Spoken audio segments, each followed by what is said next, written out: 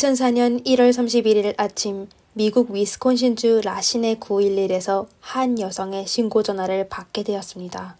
교환원은 어떻게 돼서인지 그 전화를 장난 전화로 착각하여 신고한 여성에게 계속 놀리는 말투로 질문하였습니다. 하지만 전화한 여자는 확실하게도 위험에 빠진 상황이었습니다. 안녕하세요. 미스터리 수사국입니다. 오늘은 미국을 충격에 빠뜨린 테리 니콜라이 사건에 대해 알아봅시다. 1996년에 테리와 데이비드 라스는 라신의 한 교회에서 결혼식을 올렸습니다. 결혼식에서 테리는 아주 행복해 보였습니다.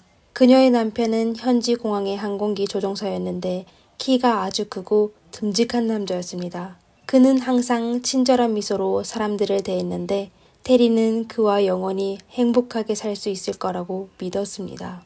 결혼하고 몇 년 만에 그들은 딸 아만다와 홀리를 낳았는데 그 후로부터 테리의 행복한 미소는 조금씩 사라지게 되었습니다. 그녀를 불안하고 힘들게 한 건 힘든 집안일도 두 딸을 돌보는 것도 아닌 남편 데이비드의 미소 뒤에 숨겨진 무서운 본성이었습니다. 결혼한 지 얼마 안 돼 데이비드는 분노 조절을 하지 못하고 심한 욕설을 하며 본성을 드러내기 시작했습니다. 그는 아내를 전적으로 자신의 소유물로 여겼는데 테리가 일하는 것과 친구 만나는 걸 금지하고 그녀가 본인 명의로 된 통장을 가지지도 못하게 하고 심지어 일상생활의 모든 일에 대해 그가 하라는 대로 했어야 했습니다. 이러한 일들로 부부는 다툼이 잦아졌는데 데이비드가 테리의 머리를 벽에 박는 등의 가정폭력을 하기 시작했습니다. 그러나 데이비드는 모든 책임을 아내의 탓으로 돌리며 그녀가 자신을 화나게 하여 그런 일이 발생하게 됐다고 테리가 본인의 말대로 하기만 했다면 본인은 화내지 않았을 거라고 하였습니다. 테리는 남편의 갑작스런 분노에 나날이 두려움 속에 살게 되었습니다. 어느 날 그녀는 평소처럼 남편이 좋아하는 파스타를 준비하고 있었습니다. 그녀는 냄비에 파스타 면을 넣고 반찬을 요리하며 나머지의 면을 잠시 테이블 위에 올려놨습니다. 이때 데이비드와 같이 부엌으로 들어갔는데 데이비드가 아내가 식탁 위에 올린 면을 보고 갑자기 화를 내기 시작했습니다. 테리는 남편의 일그러진 표정에 놀라 도망치려고 했지만 데이비드가 주택의 모든 문을 잠가 밖으로 나갈 수 없게 된 그녀는 지하실로 달려가 안에서 문을 잠가 어둠 속에서 웅크려 앉아 하룻밤을 지냈습니다. 그녀는 2개월도 안 된 딸 홀리의 울음소리에 엄마로서 자기 딸들을 그런 무서운 남자 옆에서 자라게 할 수 없다고 생각해 그날 이후 얼마 지나지 않아 데이비드에게 이혼 소송을 제기하였습니다. 1년의 우여곡절과 긴 소송 끝에 두 사람은 마침내 2001년 1월 31일에 이혼하게 되었습니다. 테리는 데이비드와 헤어졌지만 그의 공포 속에서 여전히 빠져나올 수는 없었습니다. 재판 당시 데이비드는 종종 슬픈 척을 하며 울기까지 했습니다. 테리는 그가 더 이상 본인을 통제할 수 없게 되어 울고 있다는 걸 알고 있었지만 안타깝게도 판사는 데이비드가 가족을 떠나 슬퍼하는 걸로 생각했습니다. 그래서 판사는 이혼 후 테리와 데이비드가 전부 두 딸의 양육권을 갖고 있는 걸로 판결하였습니다. 이는 두 딸이 어머니와 함께 살다가 다시 아버지의 곁으로 돌아가 생활을 해야 한다는 것입니다. 법정에서 나온 후 데이비드는 테리에게 후회하게 할 거라고 낮은 목소리로 협박하였습니다. 데이비드의 악랄한 눈빛에 테리는 놀라 식은땀을 흘렸습니다. 테리는 그 남자의 복수심이 얼마나 강한지 알고 있으며 데이비드가 총을 갖고 있는 것도 잘 알고 있었습니다. 그 후 테리는 매번 두 딸을 픽업할 때마다 분주한 식당이나 상업거리 혹은 직장에서 만나자고 했습니다. 두 딸은 매번 아버지의 집에서 어머니 곁으로 돌아가게 되면 아버지가 그녀들에게 그와 테리의 결혼식 영상을 보여주면서 어머니 테리가 두 사람의 맹세를 어긴 거라고 하였습니다. 아이들의 말을 듣고 테리는 데이비드에게 접근 금지 명령을 신청하고 싶었지만 자극을 주면 그가 끔찍한 행동을 할까봐 할 수 없이 포기하였습니다. 그 후 시간이 지나면서 점차 평화로운 생활을 갖게 되었습니다. 그리고 테리는 마침내 소울메이트를 찾게 되었습니다. 닉 니콜라이나는 데이비드와는 완전히 다른 사람이었습니다. 닉은 성격이 온화하고 넓은 마음으로 테리와 그들의 두 딸을 따뜻하게 대했습니다. 2003년에 테리와 닉은 결혼식을 올려 친척들과 친구들의 축복을 받게 되었지만 테리의 전남편 데이비드는 분노에 빠져 동료들과 친구들에게 자신과 테리가 하나님 앞에서는 여전히 부부라고 하며 테리의 재혼은 하나님을 모독하는 거라며 반드시 처벌받게 될 것이라고 했습니다. 어느새 시간은 2004년 1월 31일이 되어 두 딸이 아버지 데이비드와 같이 보낼 시간이 되었습니다. 이날 테리는 평소처럼 근처 쇼핑몰에서 아이들을 픽업하려고 했지만 데이비드는 전화로 두 딸이 그의 집에서 즐겁게 지내고 있다며 테리가 두 딸을 정말 사랑한다면 그의 집으로 와 아이들을 데려가라고 했습니다. 그날이 바로 테리와 데이비드가 이혼한 지 3주년이 되는 날이었습니다. 테리는 전 남편이 아직 이혼에 대해서 화가 나 있다는 걸 잘 알고 있었습니다. 그녀는 데이비드가 딸들 앞에서 큰 소리로 화내는 모습을 보기 싫어 그의 집으로 가 두 딸을 픽업하기로 하였습니다. 테리가 걱정이 된 남편 닉은 그녀와 함께 가겠다고 했습니다. 바로 하루 전날에 그들은 테리가 임신했다는 소식을 알게 되어 닉은 임신한 아내가 위험에 처할까봐 걱정했습니다. 하지만 테리는 고민 끝에 닉이 가게 되면 데이비드가 더욱 화낼 것 같아 혼자 가기로 결정했습니다. 그날 오전 10시에 테리는 데이비드의 집 앞에 주차하고 데이비드의 집 문을 두드렸습니다. 데이비드는 문을 열고 그녀에게 친절하게 대하며 두 딸이 집 안에서 즐겁게 놀고 있다며 테리를 방으로 들어오게 했습니다. 하지만 테리는 데이비드의 집에서 딸들을 보지 못하고 아이들의 목소리조차 듣지 못했습니다. 그녀가 이상하다 싶을 때 갑자기 차가운 바람이 불면서 그녀의 시야가 갑자기 어두워지더니 의식을 잃고 말았습니다. 그러다 테리가 의식을 되찾았을 때 데이비드의 거실 바닥에 누워있는 걸 발견하였습니다. 그리고 데이비드는 손에 방망이를 들은 채 그녀를 차가운 눈으로 내려다보고 있었습니다. 테리는 뒤통수와 얼굴 그리고 가슴과 팔에서 심한 통증을 느끼게 되었습니다. 분명 데이비드는 테리가 쓰러졌을 때 방망이로 그녀를 때렸던 겁니다. 데이비드는 테리가 깨어나는 걸 보고 어떻게 하면 그녀가 고통스러울지 고민하고 있었습니다. 하지만 테리는 사악한 전 남편이 방망이를 들고 앞에 서 있는 모습을 보고도 그냥 두 딸만 걱정하였습니다. 아이들은 어디에 있었을까요? 데이비드는 아이들을 어디에 숨겼을까요? 데이비드는 깨어난 테리가 주위를 둘러보는 모습을 보고 사악한 미소를 지으며 더욱 좋은 복수를 생각해냈습니다. 그는 테리의 손과 발을 테이프로 묶은 후 그녀를 어깨에 메고 뒷마당으로 갔습니다. 그는 중상을 입어 움직이지 못하게 된 테리를 플라스틱 쓰레기통에 밀어넣고 주변의 눈을 삽으로 퍼서 전처가 있는 쓰레기통을 향해 부었습니다. 시간이 얼마 흐르지 않았을 때 테리는 체온으로 인해 눈이 녹아 물 안에 갇힌 처지가 되었습니다.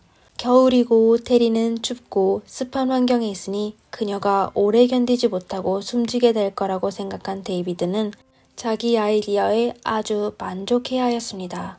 그는 쓰레기통의 뚜껑을 닫고 테이프로 밀봉한 후 픽업 트럭에 실어 방수 비닐로 덮은 후 차량을 운전하여 집을 떠났습니다. 온몸이 쑤신 테리는 얼음물에 잠기게 되어 오랫동안 그 고통을 견디고 있었습니다.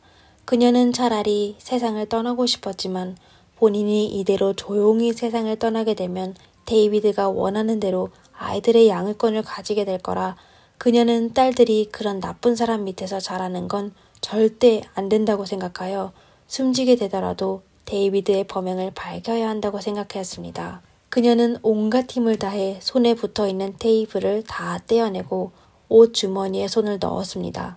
그녀는 전 남편과 헤어진 후 그의 공격을 당할까봐 항상 경찰에 신고할 준비가 되어 있었습니다. 그녀는 항상 전화기를 가까이 두고 외출할 때도 핸드폰을 핸드백에 넣지 않고 옷주머니에 넣었습니다. 그리고 오래도록 유지해온 그 습관이 그날 큰 도움이 되었습니다. 데이비드는 테리의 핸드백을 버렸지만 테리의 주머니에 휴대폰이 있다는 건 발견하지 못했기 때문입니다. 테리는 떨리는 손으로 어머니에게 전화했지만 어머니는 전화를 받지 않았습니다. 그러다 진정된 테리는 경찰에 신고하는 게 우선이라는 걸 느끼게 되었습니다. 이렇게 그녀는 911로 전화를 했는데 교환원은 무슨 이유인지 테리가 장난을 치고 있다고 판단하여 그녀에게 대충 대답하며 귀찮아하였습니다. Hello? Can I help you?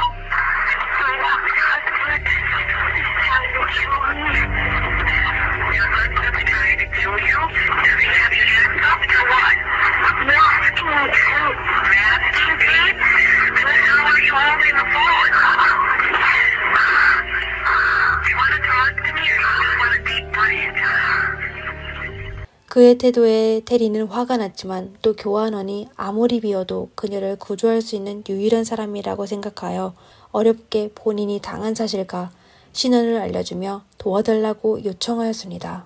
통화가 끝난 후 테리는 또 바로 남편에게 전화하여 자신의 상황을 설명하였습니다. 닉은 아내를 진정시키며 걱정하지 말라고 본인이 경찰에 다시 신고하여 그들이 그녀를 도와주게 할 거라고 하였습니다. 그리고 닉은 아내에게 일단 전화를 끊고 배터리가 떨어지지 않게 하고 경찰이 나중에 그녀의 위치를 잘 파악할 수 있게 하라고 하였습니다. 닉은 우선 아내를 안심시키고 매우 부드러운 말투로 얘기했지만 사실은 아주 불안해하였습니다. 그는 아내와 통화를 마친 후 바로 경찰에 전화하여 테리가 전 남편에게 폭행당한 후 납치됐다고 말했습니다. 그리고 데이비드의 집 주소를 말한 뒤 전화 받은 교환원의 태도는 갑자기 엄숙해졌습니다. 방금 테리가 신고 전화를 했을 때도 그 주소를 언급했었기 때문입니다. 이렇게 교환원은 드디어 경찰 시스템에 정보를 입력하게 되었습니다. 신고를 접한 경찰은 이번 사건이 잔혹한 폭행과 납치 사건으로 판단하여 만약 상황이 정말로 닉이 말한 것과 같다면 지금 테리뿐만 아니라 그녀의 두 딸 아만다와 홀리도 위험에 처하고 있다고 추측하였습니다. 경찰은 더 이상 지체하지 않고 바로 해당 지역을 담당하는 경찰에게 연락하여 데이비드의 집으로 가 확인하게 하였습니다. 이때 테리는 데이비드의 차에 있는 쓰레기통에서 경찰차의 사이렌 소리를 듣게 되었습니다. 하지만 경찰차는 데이비드의 픽업 트럭을 지나친 후 점점 멀어졌습니다. 그 경찰차가 바로 데이비드의 집으로 가 테리를 찾으려고 했는데 그들이 구조해야 할 사람을 그저 지나치게 될 줄은 상상도 하지 못하였습니다. 이에 테리는 절망에 빠지게 되었습니다. 그녀는 온 힘을 다해 몸부림을 쳐 테이프로 밀봉된 쓰레기통의 뚜껑을 열어 손을 뻗어 바깥쪽에 방수팩을 잡아당겨 지나가는 차들의 주의를 끌기 위해 손을 막 흔들기 시작했습니다. 하지만 그녀의 행동은 얼마 안 돼 운전하고 있는 데이비드에게 들키게 되었습니다. 그는 차량을 주차하고 트렁크로 가 테리에게 다시 이상한 짓 하면 바로 그녀를 숨지게 할 거라고 협박한 후 방수 비닐과 덮개를 다시 씌웠습니다. 그리고 그가 다시 운전석으로 돌아가려던 찰나 갑자기 테리의 전화가 울렸습니다. 그 전화는 테리의 남편 닉이 한 거였는데 그는 본인의 걱정에 테리의 핸드폰이 들키게 될 줄은 전혀 예상도 하지 못했습니다. 데이비드는 핸드폰을 빼앗아 부수고 테리가 다시는 사람들과 연락할 수 없게 했습니다. 쓰레기통 속 테리는 데이비드가 본인을 외딴 곳에 방치하게 되면 사람들이 발견하지 못할 거라 생각해 절망에 빠지게 되었습니다. 그녀가 불안해하고 있을 때 차량이 다시 멈추고 딸들의 목소리가 들려왔습니다. 분명 데이비드가 딸들을 픽업한 것입니다. 그녀는 바로 밖으로 나가 딸들을 만나고 싶었지만 또 딸들이 그녀를 보면 데이비드가 아이들을 해칠까봐 아무 소리도 내지 못했습니다. 그 후 차량은 어딘가에 도착하여 데이비드는 테리가 담긴 쓰레기통을 차에서 꺼낸 후 한 실내 어딘가에 두고 그는 테리가 도망가지 못하게 무거운 물건을 쓰레기통 위에 두고 문을 잠근 뒤 떠났습니다. 테리는 시간텀을 두고 데이비드의 이름을 불러 그가 확실히 떠난 걸 확인하여 큰 소리로 도움을 요청했지만 아무도 이에 응하는 사람은 없었습니다. 그러다 심각한 상처를 입은 테리는 주변의 차가운 물에 체온이 점점 낮아지기 시작하여 결국 혼수 상태에 빠지게 되었습니다. 이때 경찰은 초조한 마음으로 테리와 그녀의 딸들을 찾고 있었는데 경찰이 데이비드의 집에 도착했을 때 그곳에는 아무도 없었습니다. 데이비드의 집 카펫에는 크고 붉은 얼룩이 있었고 바닥에는 여성용 보온 팬츠가 있었으며 발목에 붙었던 흔적의 테이프가 있었는데 역시나 빨간 얼룩이 묻어 있었습니다.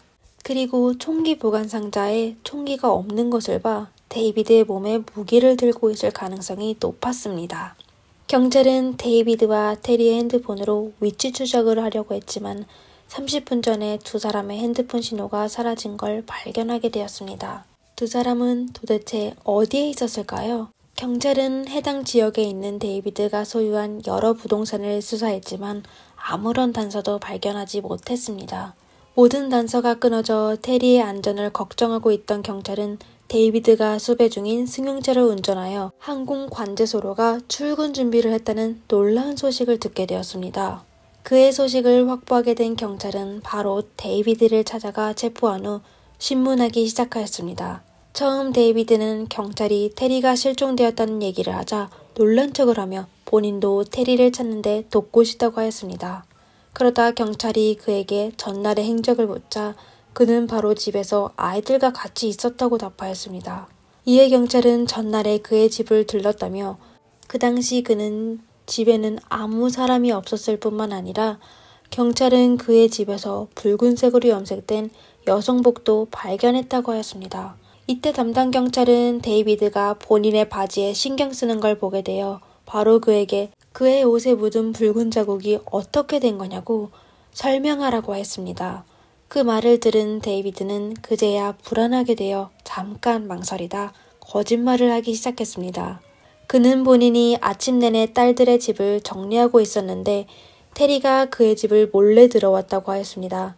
딸들의 책가방을 정리하고 있는 데이비드는 누군가가 뒤에 서 있는 걸 느끼게 되어 돌아봤는데 테리가 손에 망치를 들고 바지가 발목까지 내려온 상태에서 망치를 휘두르며 그를 공격하기 시작했다고 하여 당황하게 된 그는 구석에 있는 방망이를 집어들고 정당하게 방어를 하였는데 그 후에는 무슨 일이 일어났는지 잘 기억이 나지 않는다고 하였습니다. 경찰은 그가 거짓말을 하고 있다는 걸 잘 알고 있어 그에게 심리적 질문을 하기 시작하여 데이비드는 결국 딸들의 행정을 그에게 알려주었습니다. 알고 보니 데이비드는 아이들을 유모의 집으로 보냈었습니다. 경찰은 아이를 찾으면 테리의 행방을 찾는 데 도움이 될 거라고 생각했지만 두 아이는 하루 종일 엄마를 보지 못했다고 말했습니다. 경찰은 아이들로부터 단서도 얻을 수 없어 다시 데이비드를 찾아 신문하기 시작하였습니다. 하지만 데이비드는 전처에 대한 원한이 깊어서인지 경찰이 아무리 압박해도 한마디도 하지 않았습니다. 사건을 담당한 경찰은 할 수 없이 데이비드의 소지품을 확인하여 단서를 찾기 시작하였습니다. 그들은 데이비드의 승용차와 지갑에서 전화 기록과 다량의 명함을 발견하였습니다. 경찰들이 모든 명함의 전화번호로 전화해봤지만 모두 며칠 동안 테리는 만난 적이 없다고 하였습니다. 그 후 경찰은 개인 창고를 운영하는 사람의 명함으로 데이비드가 그곳에서 창고를 임대하여 전날 정오에 들렸다는 걸 확인하였습니다. 만약 그가 테리를 어딘가에 숨겼다면 그 창고에 숨겼을 가능성이 아주 높았습니다. 그리고 경찰은 그 개인 창고의 위치가 데이비드의 직장에서 가까이 있어 그가 평소 관제탑에서 항공기를 배치할 때 고개만 숙이면 바로 창고를 볼 수 있다는 걸 확인하게 되었습니다. 데이비드는 분명 오래전부터 테리를 해친 후 매일 그녀가 있는 창고를 바라보며 복수를 즐기려고 했던 겁니다. 이때는 테리가 사라진 지 이미 하루가 넘은 상황이었습니다. 1초라도 늦게 되면 그녀를 구출하지 못할 수가 있어 여러 대의 경찰차가 창고를 찾아가 데이비드가 임대한 창고 안으로 들어갔습니다. 경찰은 우선 창고 바닥에서 붉은색으로 물든 야구 방망이를 발견하고 창고 구석에 있는 쓰레기통을 발견하게 되었습니다. 쓰레기통을 열어보니 안에는 이미 모습을 확인할 수 없는 여자가 있었습니다. 바로 26시간 동안 실종된 테리였습니다. 그때 그녀는 여전히 가쁜 숨을 쉬고 있었는데 체온은 이미 23도까지 떨어진 상태였습니다. 그리고 그녀의 두 발이 얼음물에 젖어 심한 동상을 입어 이미 검게 변했습니다. 다시 말하자면 그녀는 이미 숨지기 직전이었습니다. 테리는 긴급하게 병원으로 이송되어 의사들은 그녀의 얼어붙은 발가락을 절단 수술하고 테리가 임신한 태아는 안타깝게도 심한 타격으로 인해 세상을 떠나게 되었습니다. 다행히 테리는 10일간의 치료 끝에 마침내 위험에서 벗어나게 되었습니다. 그리고 남편 닉과 딸들의 보살핌으로 테리는 유산의 충격에서 회복하게 되었습니다. 그 후 그녀는 법정에 출석하여 사악한 전남편 데이비드가 자신에게 저지른 악행을 고발하였습니다. 결국 데이비드가 종신형을 선고받아 테리는 마침내 전남편의 괴롭힘에서 벗어나게 되었습니다. 테리는 이에 만족하지 않고 본인의 경험으로 더 많은 여성들을 돕기 위해 가정폭력을 반대하는 연설가가 되어 수년간의 노력으로 본인의 이름을 딴 안전법안을 위스콘신에서 통과하게 하였습니다. 어느덧 거의 20년인 세월이 지나 테리의 딸들도 성인이 되어 본인들의 가족을 꾸렸습니다. 그리고 테리는 다시 임신하여 아들을 낳아 남편과 함께 행복이 가득한 삶을 살고 있다고 합니다. 오늘의 영상은 여기까지입니다. 항상 응원해주셔서 감사합니다. 이상 미스터리 수사곡이었습니다. 다음 영상에서 뵙겠습니다.